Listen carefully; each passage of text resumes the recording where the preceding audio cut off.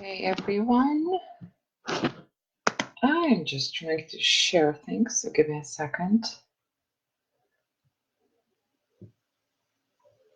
And of course, computer doesn't want to cooperate with me. Isn't that nice? Okay.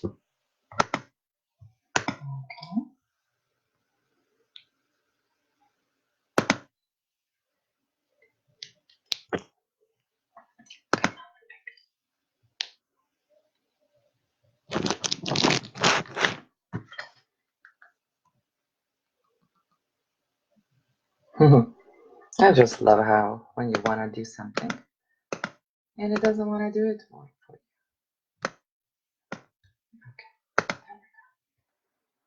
Okay. How's everyone doing today? If you're coming over, say hi to me.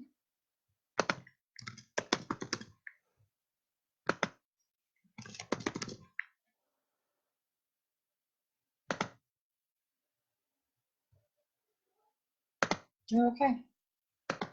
Okay, so today. Yeah, I know this topic is interesting because about the past and the future, because what happens is a lot of time we talk about how we want to be in control, in charge of everything and what we do, and a lot of talks are about the thoughts and what they mean and our beliefs. What the point I'm trying to make today is everything we do today, everything we think, the thoughts we have, emotions we have, everything is actually a product of creation of our past. Because at some point in time, all that was created. And usually it's created through repetition, whether it's in childhood, we learn things. It's like, who told us that red is red, or this is the tree, its name, a tree, or this is the water and we need to drink it. We learned that. Okay. So what runs in our mind today is the product of good and bad of what has happened in the past before, right?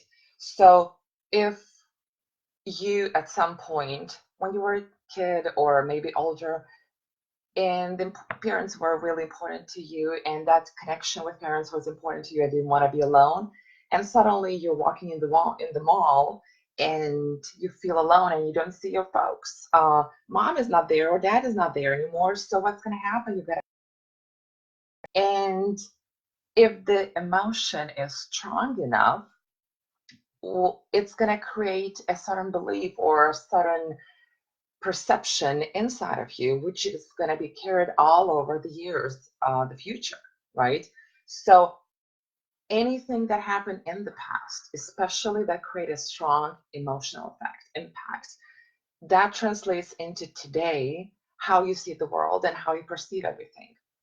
Okay, so whether it's sexual abuse, physical abuse, emotional abuse, whether a daycare teacher punished you for something you didn't do, or parents said something harsh that you really felt strongly wrongful, that was the wrongful from them, at least that's how you felt, or that you thought that you were not deserving some kind of punishment, or whether it's the parents' divorce at your early age where you felt guilty because they were split up and you felt there was something that you did wrong.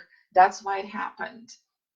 All that creates the impact on what's happening today.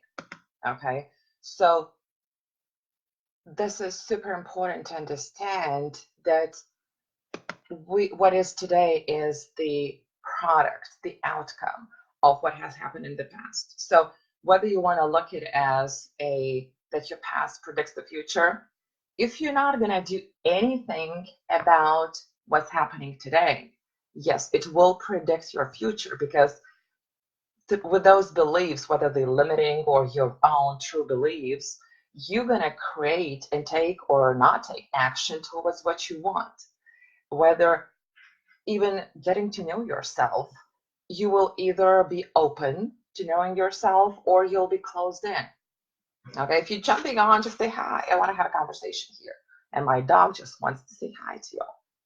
He comes over when I work and says hi all the time. You want to say hi? Oh my goodness. Anyway, so in other case, if you don't want your past to create the future, what you got to do, you got to intentionally learn what's going on today. I love this technique, and you've heard probably about it. It's writing.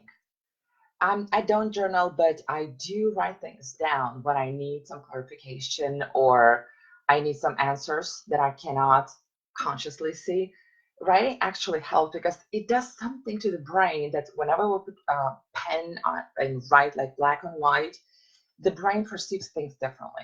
And it opens up like new doors, and the subconscious is really a lot more easily accessed. So if you want to go that route, you may simply write things down. First of all, make an intention on what exactly you're trying to achieve, what thoughts you want to feel, and what clarification do you need. And then throughout the day, or actually, I would advise just do that for several days or even a week. Observe what exactly is going on in your mind, what thoughts you're feeling, what emotions you're feeling, what thoughts you're thinking, I should say, what emotions you're feeling, how you speak, what words you use, how you act. Do you take action or you talk yourself out of it? And after a while, you will see when you go back to that list, to that writing, you'll see the common themes, the common patterns, what's going on there. Okay. And oftentimes, you will know that you either look for solutions and try to better yourself or focus on something good that's going on, or you're going into the complaining mode, into the victimhood, looking for the excuses, and just simply feel sorry for yourself all the time. It's like if you're in a shitty situation or relationship or whatever is not going well, and you tend to talk about it and just complain instead of like looking for a solution, how to improve things, you will notice that pattern. And if it makes noise, it's my dog. It's just sitting next to me and listening to me. Anyway, so whenever you look and find those patterns, you can then kind of learn what you unconsciously been like doing, and you will know what you need to improve on. And when you have all that information, you can either ask the questions, why you feel this way, why you think those thoughts, what those thoughts give you, how you benefit from thinking this way or feeling this way, whether you want attention, whether you just want to talk things out, whether you just, I don't know, want to just complain or want someone to listen to you. And you ask those questions and you go deeper and deeper on what exactly has caused those things to happen. Okay, so you bring the unconscious into the conscious.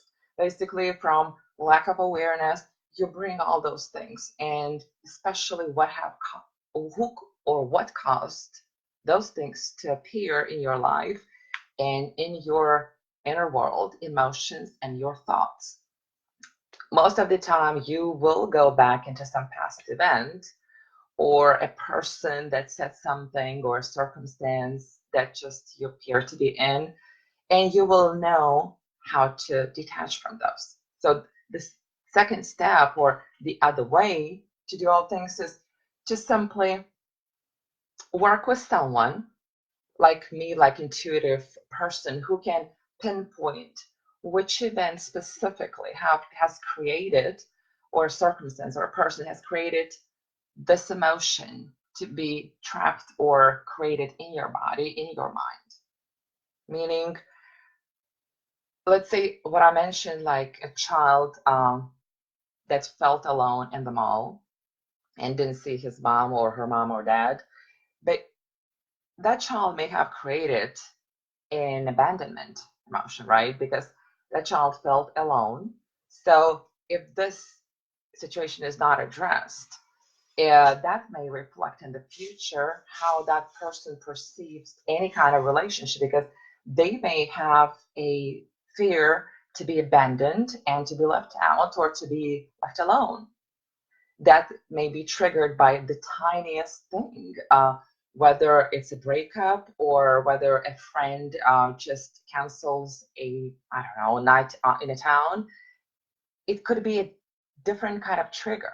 Okay, so if you go into that specific event and you know what exactly caused and what emotion has been caused, you will know how to detach. Now, when you work with someone like me, we are able to pinpoint the specific event at what age, let's say, that something was created, whether it's a belief, whether it's emotional attachment, especially with the sexual and physical abuse.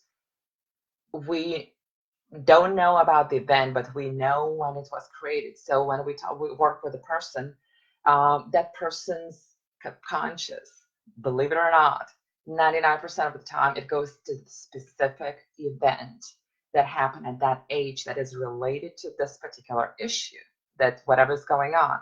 It's like I was working with a person yesterday who has an addiction, and I was drawn to the childhood around 2, 3 years of age, right? So automatically that person's subconscious took him into the event that has caused that was one of the root causes of what's going on today. And guess what? It was his parents' divorce. At first, there was no connection, or he thought it wasn't. The more we started talking about it, it appeared that he was really felt alone, because he felt that was not good enough, because he didn't have a child and no one wanted to talk to him or be friends with. So that was one of the big reasons, among others, that have caused him to just reach out for that addiction. So you gotta work with someone who knows how to access those events. Now, another thing is, well, I don't, I'm not for that you need to relive the event, no matter what that is, because it's not a pleasant thing to do. But what you need to do is you need to detach emotionally. So if you're working with someone, make sure that that person knows what they're doing, because it's like we have a cord, like it's cutting that umbilical cord. When you're born, you gotta cut your cord from and detach from your mom.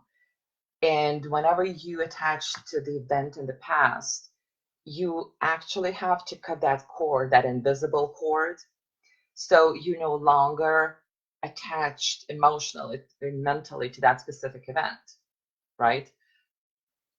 You will not have the memory deleted. You will still have the memory of whatever happened, but you're gonna change the meaning of that memory of that event. Basically, what's gonna happen, you will look at it as I don't know, a tree in the street. You will acknowledge this has happened. This is the tree standing there, but it will create zero emotional effect. It will have zero emotional impact. You will be just looking at this bottle of water. It's like, oh, it's just a bottle of water, right? And you will not have any kind of attachment. So, guess what that does in your mind? It releases your reaction to triggers. It releases automatically the physical component, meaning whatever the attachment was that created, let's say, whether it's chronic pain, whether it's sleepless nights, it really depends on the event, or like, so the trigger affects how you think or see or feel about yourself, and creates more thoughts in your mind. So you keep thinking and digging deeper and create more more emotions and feelings inside of you. All that usually is gone automatically, because there is no reason, no longer a reason to create those emotions because the attachment is gone. Okay. So you can hold on to the past and see everything through that lens of the past and the beliefs you have based on what the experience was in the past and what was created in you right now and that you're still carrying. Or you can just go and detach yourself emotionally or have a help to do that. Just cut that umbilical cord from that event or circumstance or whatever happened in the past. And don't get confused because there could be as tiny things as someone said something and you felt kind of icky, really bad, and that's how you created the belief or attachment. Or it could be something major, like I said, like sexual abuse. Those people are really suffering right now if they're not dealing with this in a proper way. Because talking about it, it's not gonna help. Promise. Been there, done that. If there is still like even 5-10% of the attachment left, you would need only the tiniest trigger to be brought back to that emotional state that was in the past. Make sense? I hope all that makes sense. So I want to hear your opinion, share your point of view, and what you think about that and how your past impacts your future, or does it?